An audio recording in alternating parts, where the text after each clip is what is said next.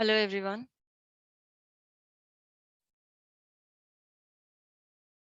Hello. Yeah, are you all able to hear me? Okay, great.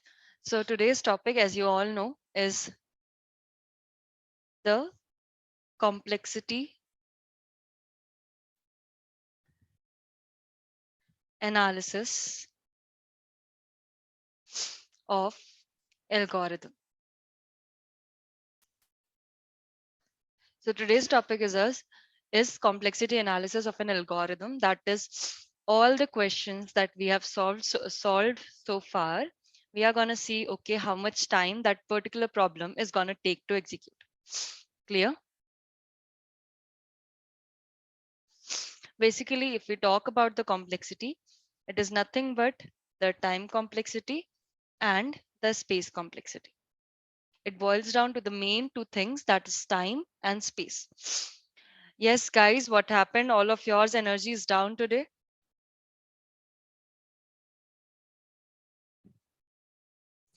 Actually, I'm not able to send message. It's going to Ashok IT not in meeting. Try sending it again now.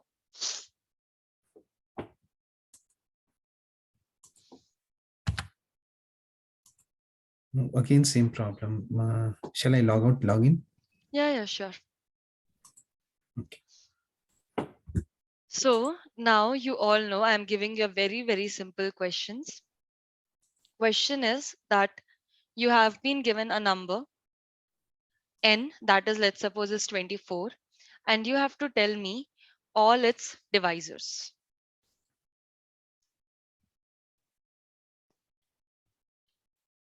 All of you, do you know the meaning of what is divisor? If not, let me tell you. All the numbers which can divide 24 are known as its divisor, like 2, 3, 4, 6, then comes 8, then comes 12, and then finally comes 24. So all of these are the divisors of 24. So you all have to write the program for this particular thing. Are you all clear? Yeah, one also. Okay, do it quickly and tell me when you are done. I'm giving you all 2 minutes of time.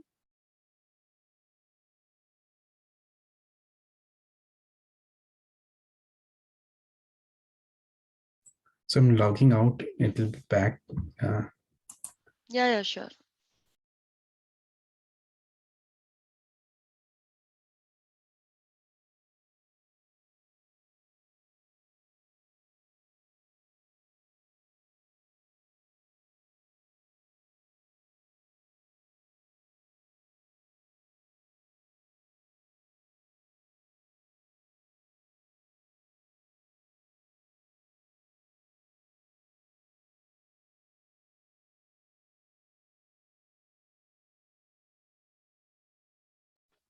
Okay, I can see most of you have figured out how to solve this question. If you want to find all the divisors, then let me just write the function quickly. Int divisors.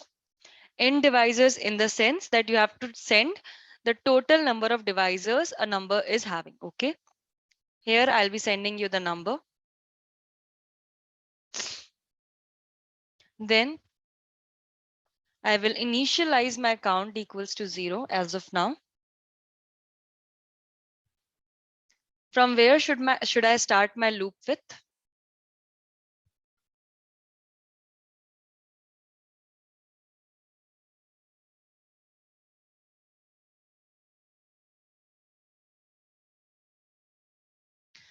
As you all can see that 1 is also the divisor. So 1 is also considerable. So we should start our loop from 1. Next thing is it should continue up to n, correct? And the next thing is at every point you need to increase your number. Everyone clear with this or not?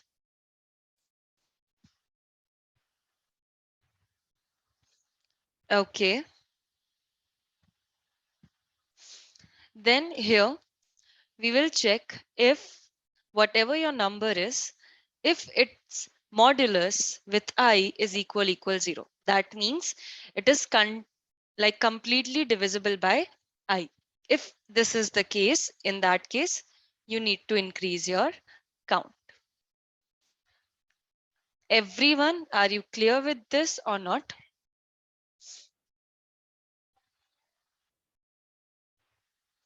And at the end, when you are done with your for loop, you need to return your count. If anyone is facing any problem in this particular code, you can just tell me right now so we can discuss it. Otherwise, I will move forward.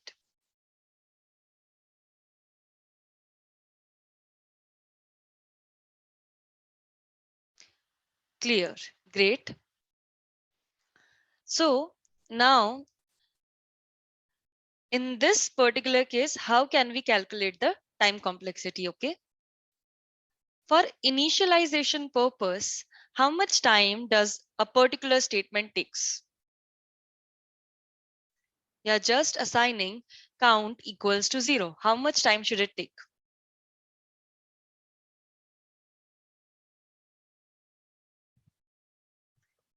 It's just an initialization operator, so it won't take more than order of 1 time, or we can say a constant time.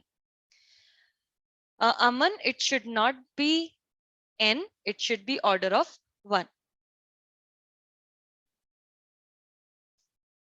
I hope you are clear. No, I'm not clear. Why one? Just a minute. No, why I'm thinking is because Mhm. count will keep on incrementing as the number increases, so it will be directly proportional. Actually, I'm just talking about the initialization part. I am still not talking about the increment and all. Sorry. Okay, just a minute.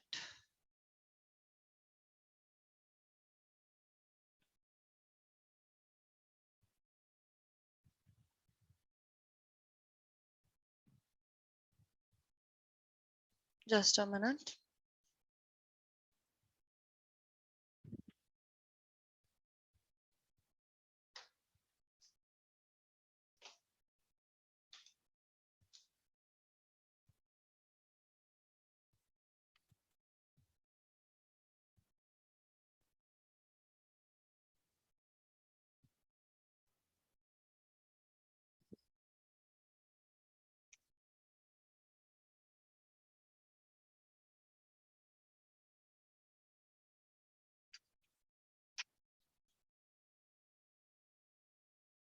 Okay.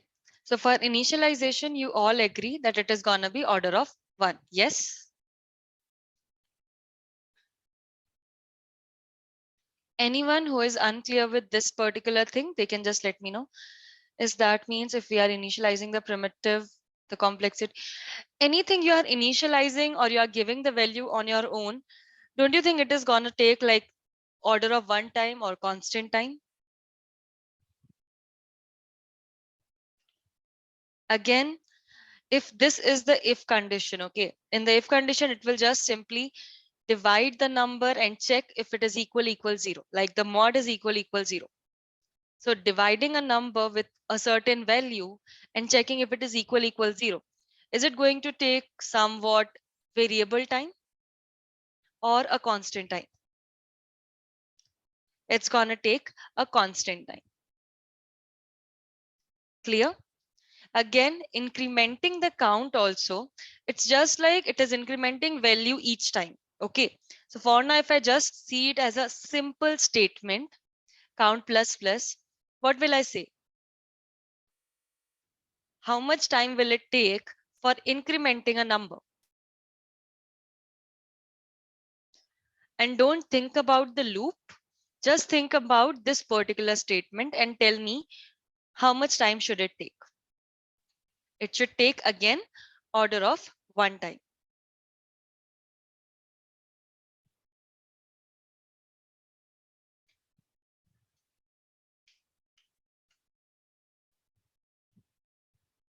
Clear, guys? So here I am writing it's gonna be order of 1. I hope it is clear to everyone. Great. Now talking about this for loop, how many times this for loop is gonna continue?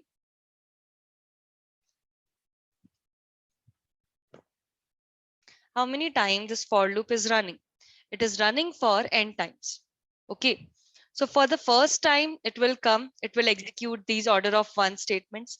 Then for the next time again, it will come, it will execute these order of n statements. That means it is gonna execute these order of n statements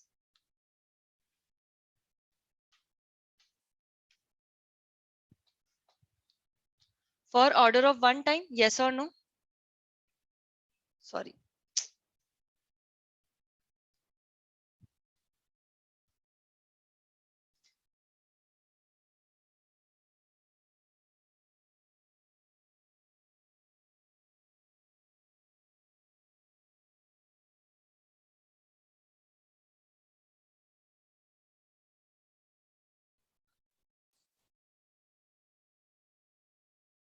Okay.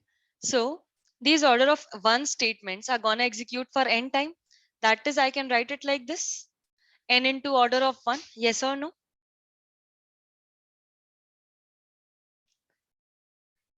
Hence, we can write here overall it is going to be order of n time. Why n?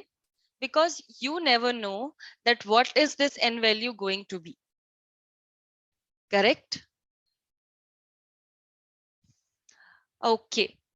So did you all understood what's happening in this particular program?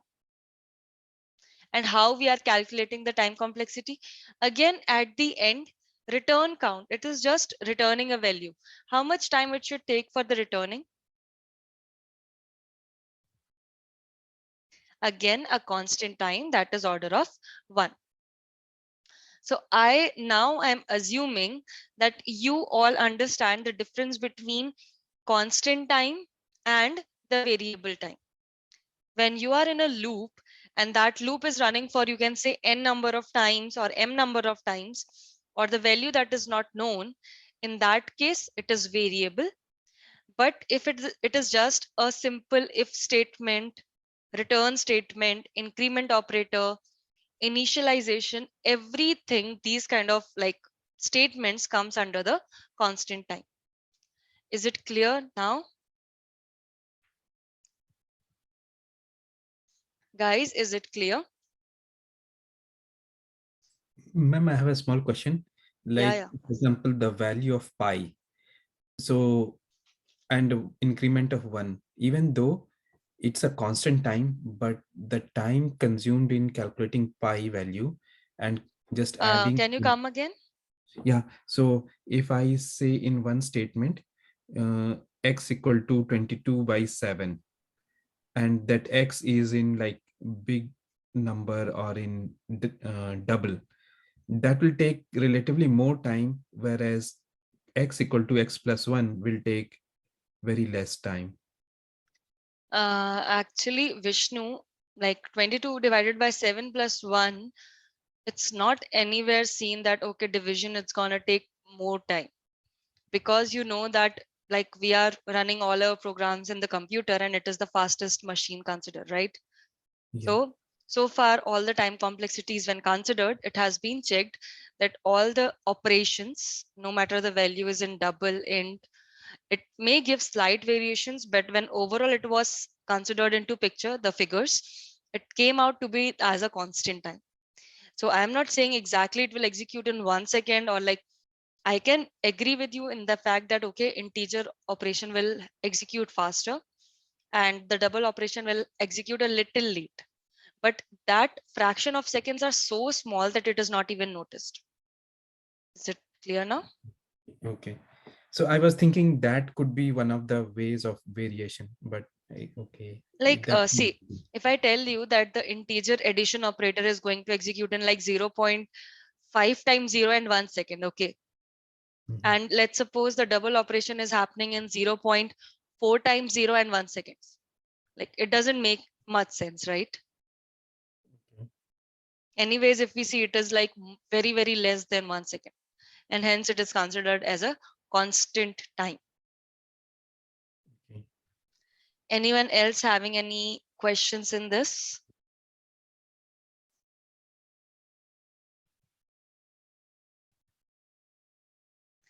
Yes, guys, you can quickly ask your questions. Otherwise, I'll move ahead.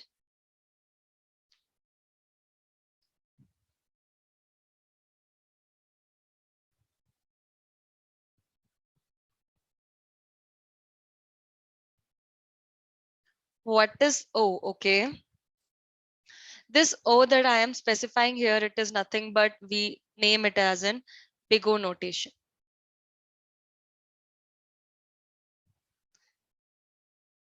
And what is the significance of this big O notation? It always helps us know the worst time case complexity of a particular program.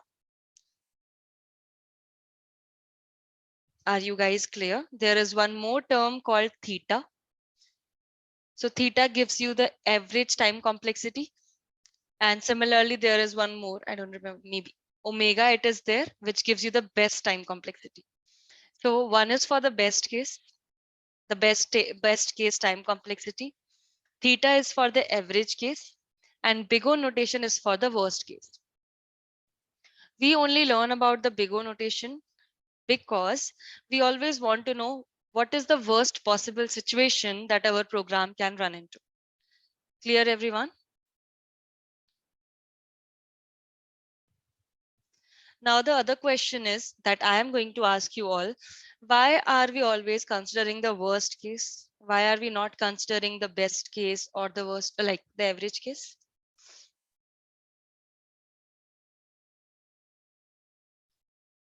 Anyone has given the thought to this? System may crash, okay. But this is a competitive coding question. Think in that terms. Yeah, but Vishnu, that point is correct.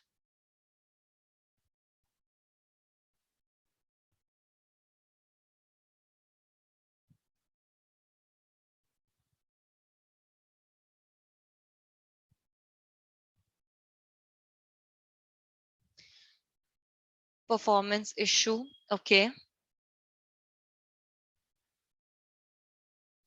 See, because the the test case that generally is being set, okay, the test case are being set by the question setters, okay. So they always somewhere gives the extreme number as one of the test case, okay. So in that extreme case, your program has to run for the worst case, right? It cannot just execute up to the average case and give the answer. Are you all getting that?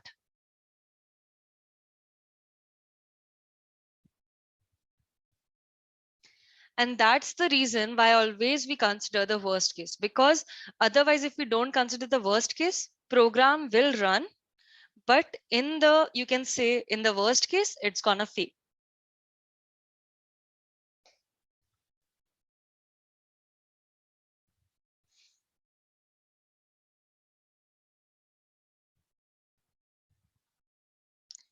Okay, now, so if you all understood these things, now let's discuss few things here.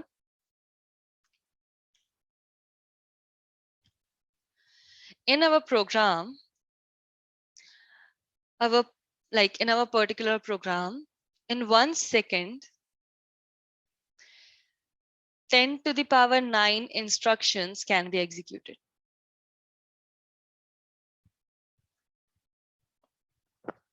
Are you all getting this?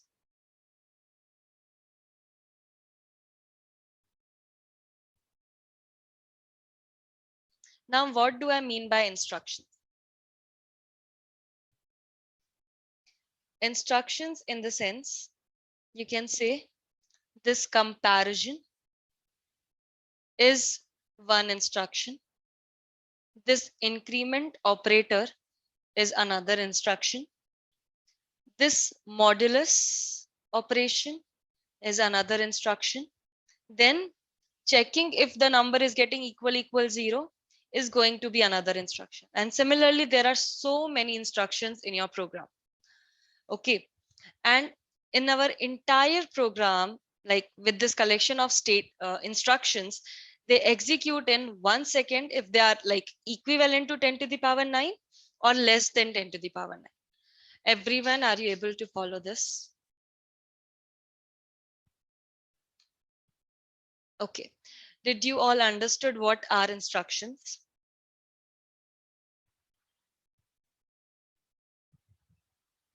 Okay.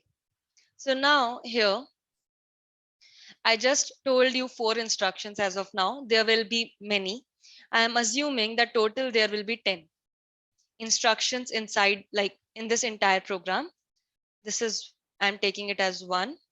Sorry, 4 has happened now, 5. Then here it is going to be 6. Correct. Each individual step is instruction. 7. This is also going to be count. That is the initialization part, 8. As of now, I can see the 8, amongst which we will not count the outer initialization part because it is just like getting initialized.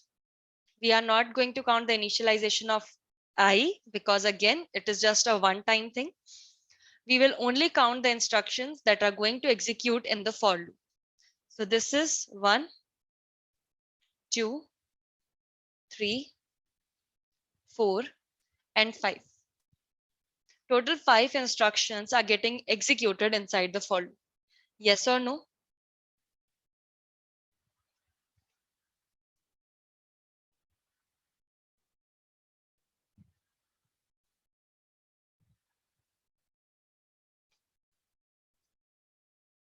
Okay. Now tell me, if I give my n value as 10 to the power 9, how many instructions will be executed?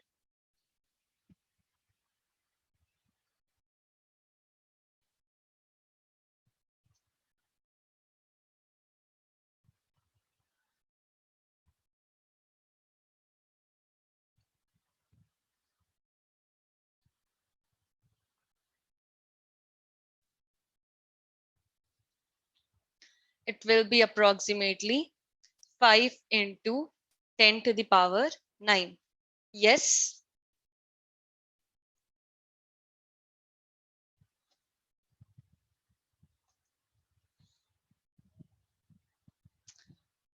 Now, in how many seconds will it get executed?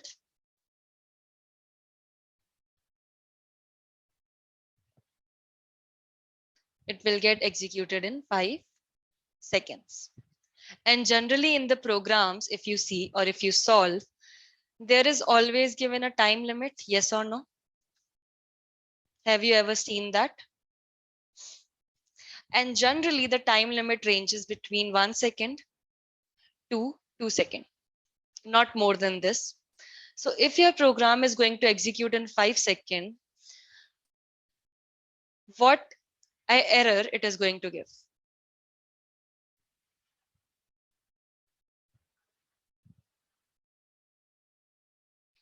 It is not going to execute in the time limit, right? So it is going to give you the error, time limit exceeded. Basically, this particular error is known as TLE. Clear?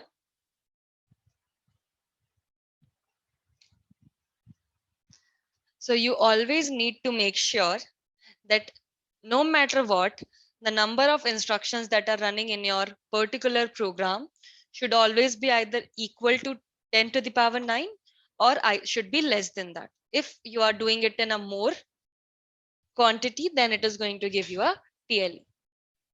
Clear, everyone? Okay. Now, you all understand that let's imagine if I overall consider these entire stuff like inside the for loop as one instruction, then in how much time your program is going to execute? I will repeat myself again. If I consider all the number of statements inside the for loop as a one instruction, then how much time will your program take to execute? Vishnu, I am not talking about the number of instructions it is going to execute. I'm talking about the time. Overall, it will execute 10 to the power 9 instructions, and the time taken will be 1 second. Clear, everyone? How many of you in the class are still not clear of what I am teaching?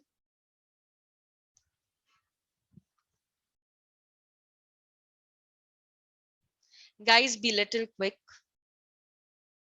because so many people in the class, but only few are responding. Okay. Now I am trying to double this thing. Double not, I'll just say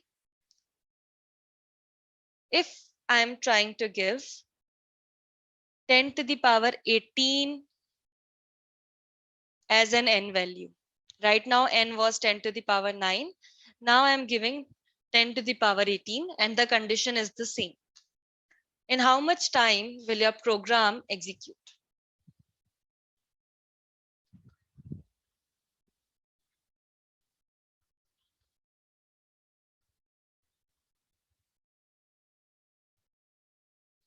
Okay, just see this. If these many instructions are getting executed, how much time will this take? 2. How much time will this take? 3. How much time will this take? Good. So for 10 to the power 9, I can write it as 10 to the power 9 into 10 to the power 9. So in how much time it will execute?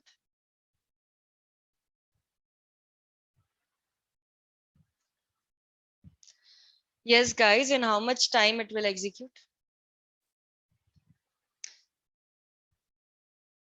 Bhuvnesh and everyone else, check your answers and think. If this is 2, it is taking 2 seconds. If this is 3, it is taking 3 seconds.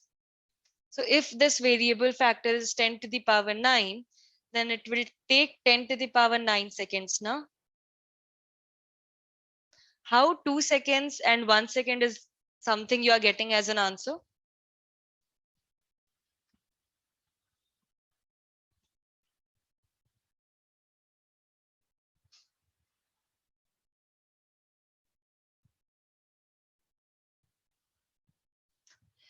Yes, Bhuvnesh and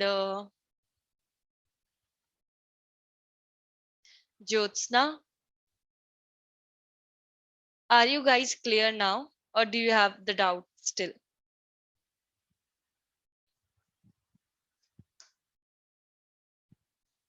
And Bhuvnesh, are you clear?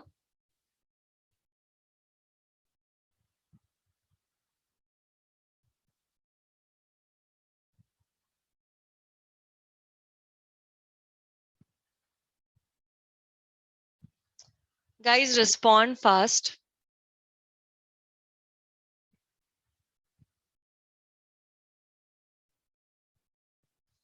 Okay.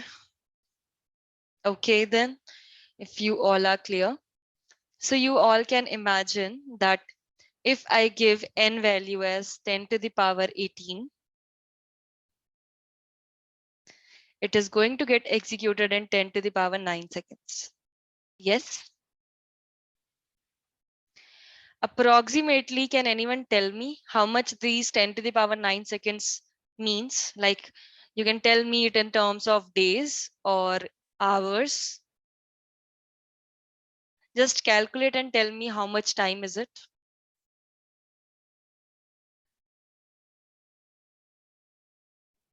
I'm giving you 2 minutes of time. Calculate and tell me. Use calculators, no worries.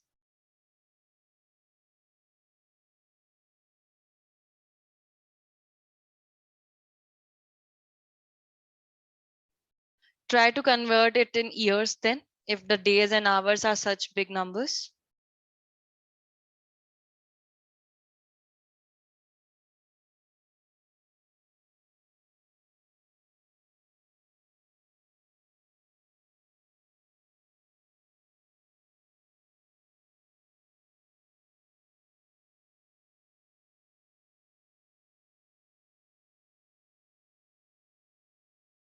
It's approximately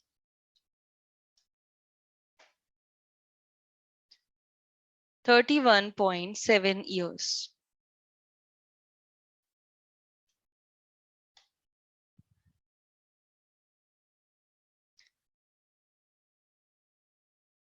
Which is nearly equals to 32 years. Okay.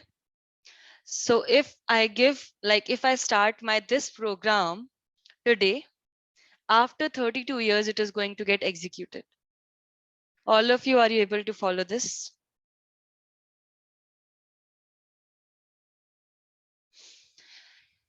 And do we have this much time for the execution of a program?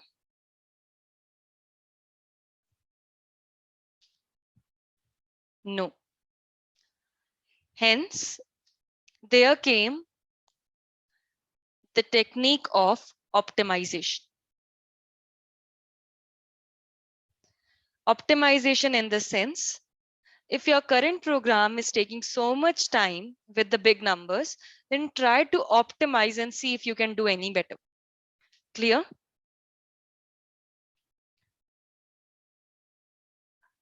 All of you, are you clear with this? Okay. Now for this particular program, how can we optimize this? Let's see. If I give my number as 100, like the number as 100, the factors, like the devices for this will be 1, 2, 4, 5, 10, and 20. Can you tell me the other devices for this after 20?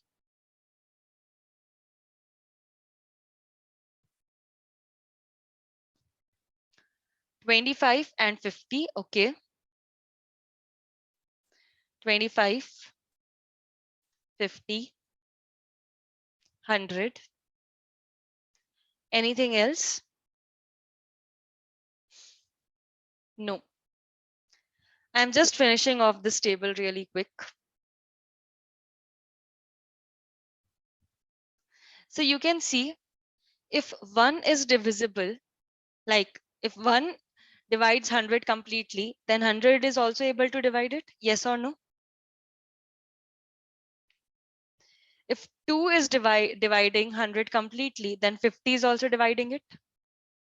And 50 is nothing but its quotient. You all know what quotient is, right?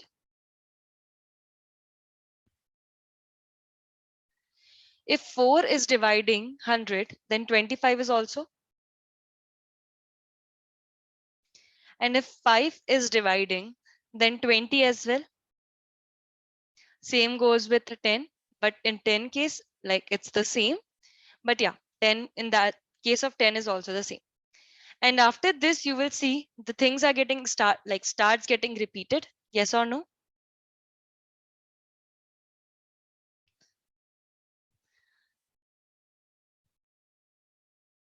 Up to where our loop actually went? Like up to where should we loop it?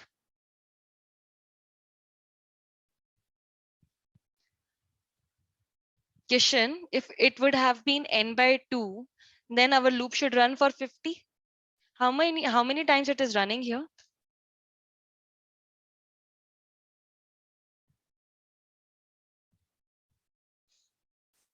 5. I'm asking about the maximum value it is running up to.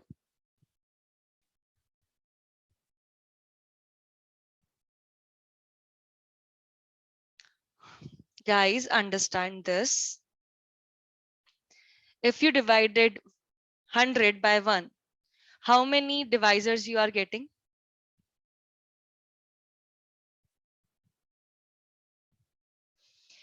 If 1 completely divides 100, this means that 100 is also going to completely divide one, like 100. Yes or no? So if you're trying to divide 100 by 1, you are going to get two divisors here, 1 and 100.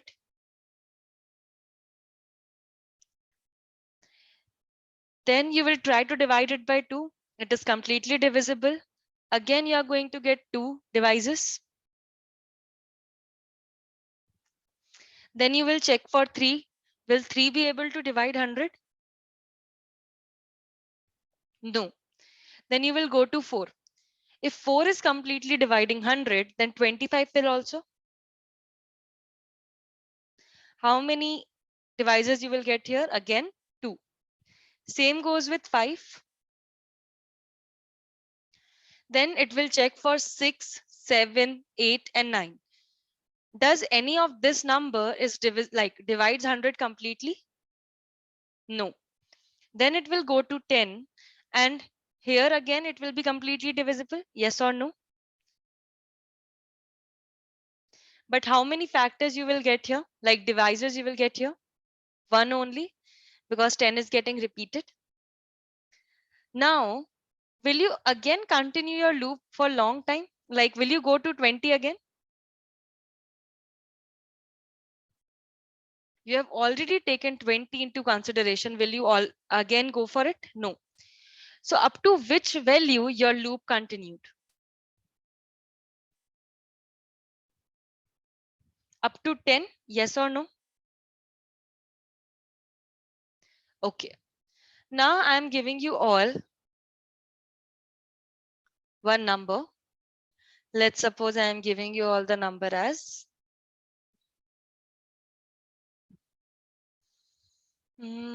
okay,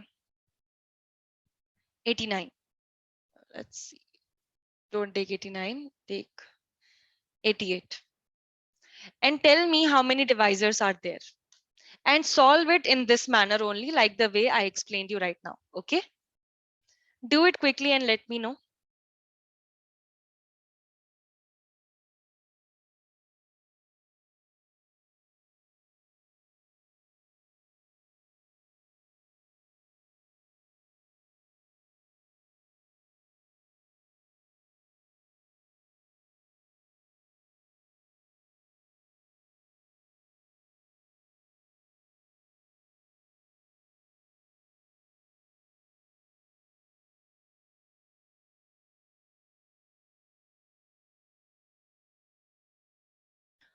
Okay, I got one answer. Let's see if it is correct or not.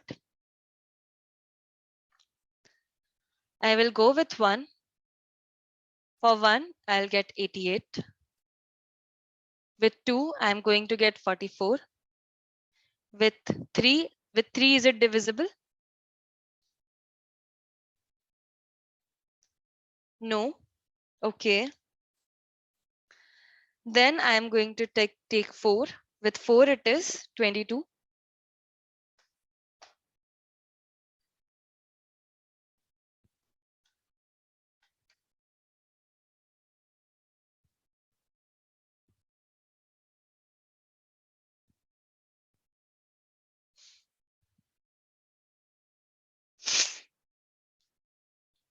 Then with 5,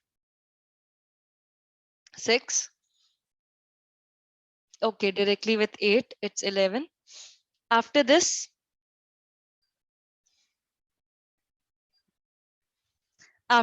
you will again get 11 and 8. Yes or no?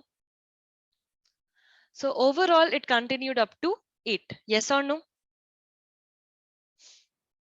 So I want you all to see these two observations of 100 and 88 and tell me up to how many times your for loop should run.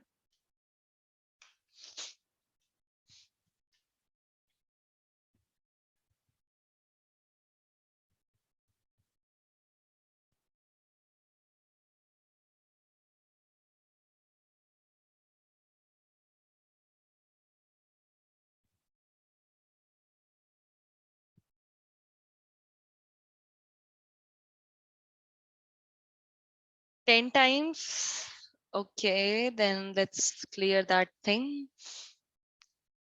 Weber, you take the example of 1000 and tell me how many times it should continue.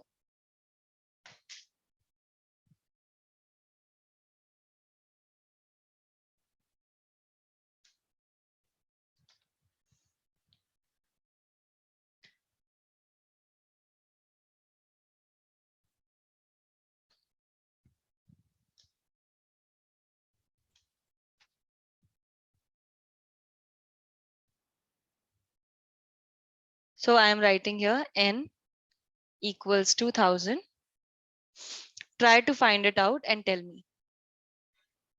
Not in the normal approach. Try to find out the divisors in my way and tell me. Be quick.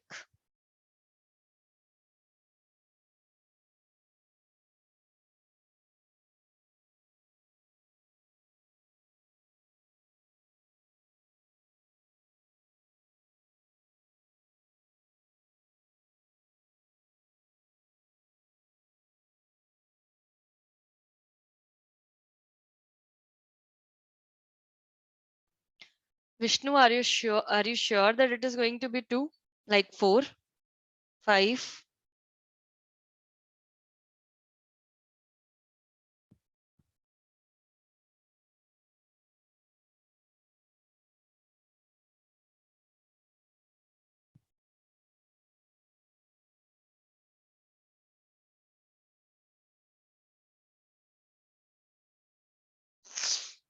Guys, quickly tell me.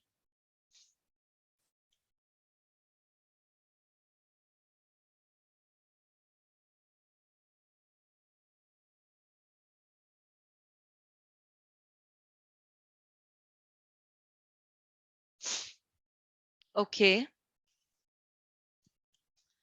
let me just quickly write it. With 1, you are going to get 1000. With 2, you are going to get 500. 3, not possible. 4, you are going to get 250. Then 5, you are going to get 200. Then 6, 7, 8. 8, is it possible? It is possible. With 8, you are going to get 125. With the 9, it's not possible. With 10, it is possible. 100.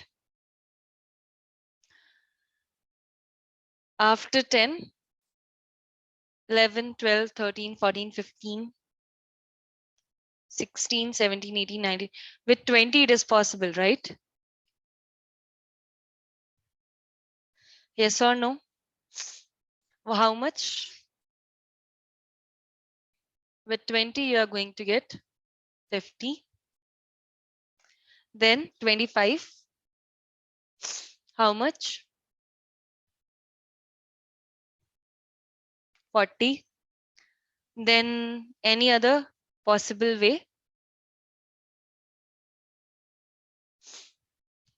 Are you all sure?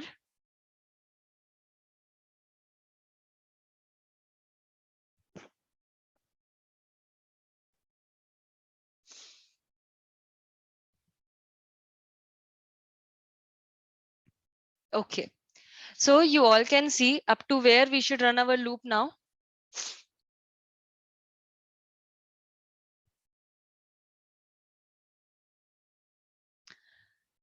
Till 25, right? And Vishnu, I hope your doubt get cleared now that you were saying only up to 10 we should run, but you can clearly see here that it is running up to 25. Correct. Kishan, good observation. Everyone else in the class with these 3 examples, did you figured out anything up to where your loop should actually continue?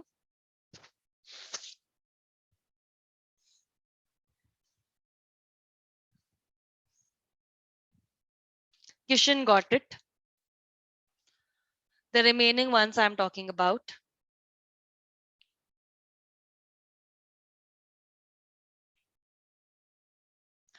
If you all can see here, it is roughly running up to the square root of a particular number. Clear? For this, like for 100, the square root was 10. So it was running up to 10.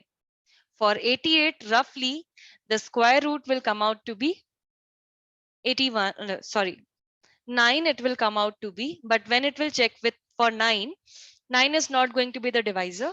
Hence, it ends at 8. Clear?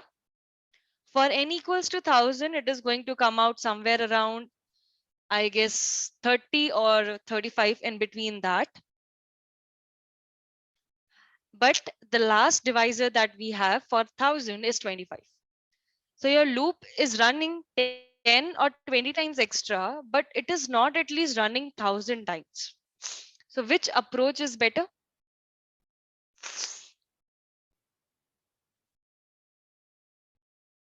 Square root approach is better. Hence, this way we will optimize our particular program. Now, let's see the difference. Previously, if your n was 10 to the power 9,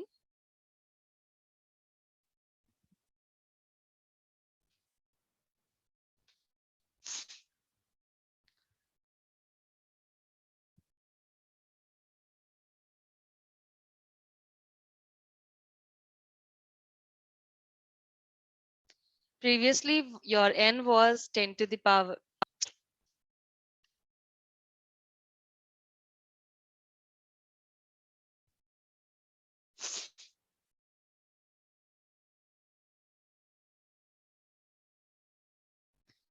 Now I am taking here your 10 is equals to like n equals to 10 to the power 9. How many iterations is what it was taking with previous approach?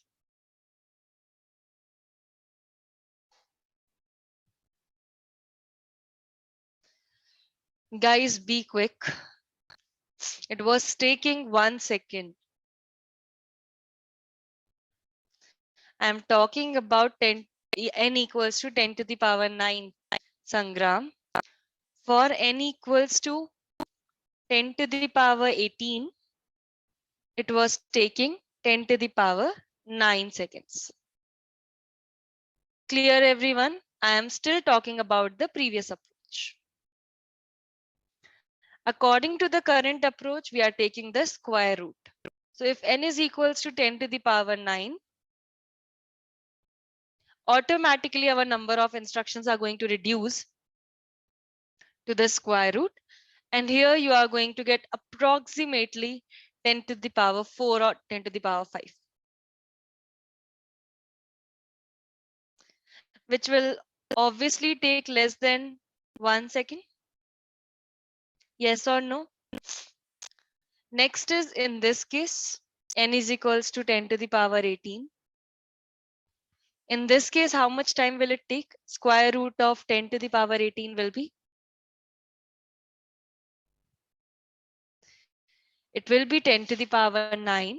Hence, it is going to execute in 1 second. Clear, everyone? So this is how we optimized our code and reduce our time complexity. So the previous approach that we wrote was known as like the basic approach, or we name as the brute force. Okay, brute force is nothing but the very basic solution you can think for a particular program, and it should be a working solution. Okay, next comes the optimized solution, which we right now did.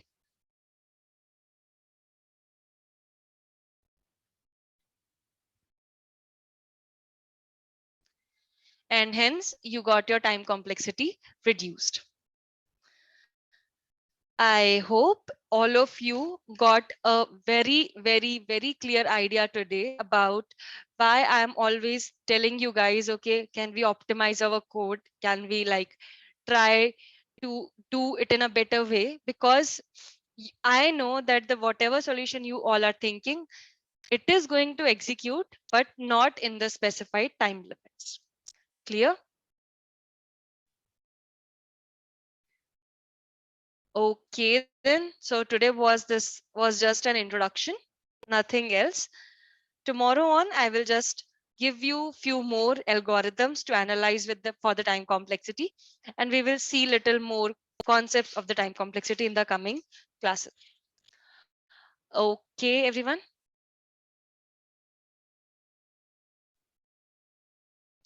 Okay then. So yeah, I'll see Hello. you guys